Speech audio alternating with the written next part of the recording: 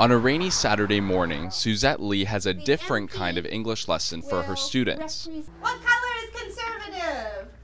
Blue. Blue. She has decided to teach her class of 16 newcomers to Canada about the electoral process. It's pretty hard because it's a whole bombardment of information and something that my students aren't familiar with. Vote! Vote! Vote! Vote! Lee teaches government-funded English as a second language classes. With Election Day looming, it's one of the few ways newcomers to Canada learn about our elections. And for Lee, the task hasn't been easy. She has had little to no luck finding resources to support her lessons.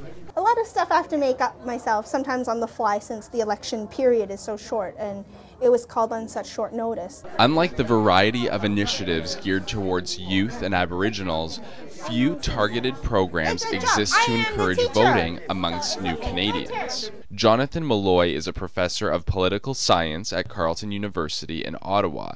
He says this isn't surprising. In terms of new Canadians, how do you pitch that exactly? New Canadians don't all look the same. They, of course, all don't have the same mother tongue.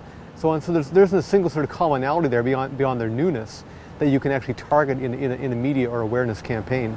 Despite these challenges, Elections Canada is making some effort to reach out to foreign-born Canadians. We have community relations officers who have been tasked to explain to different ethnocultural groups how to vote.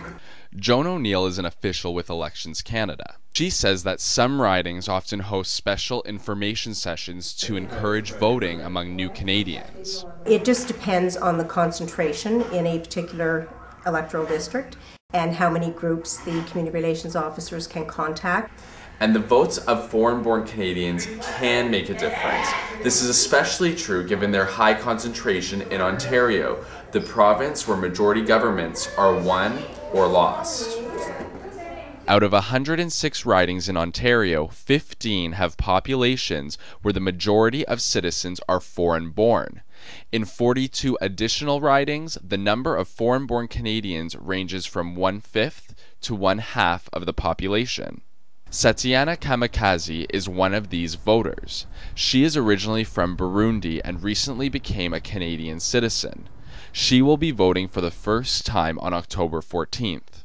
I'm pretty excited and I'm hoping to make a difference by my vote and by telling other people to vote like they say, but it's just sheer excitement for voting for once. Kamikaze was able to inform herself about her new electoral rights online. But she says if you're a new Canadian who doesn't know their way around cyberspace, learning about Canadian elections can be difficult. I'm computer literate, so that's why I was able to find the information. However, if you're not, it's kind of hard to get the information, really. Yeah, if you don't know where to look for it. But even though it can be challenging, Kamikaze encourages all new Canadians to find out about the election however they can. Please make an informed decision. For the 25th hour, I'm Ryan Hicks.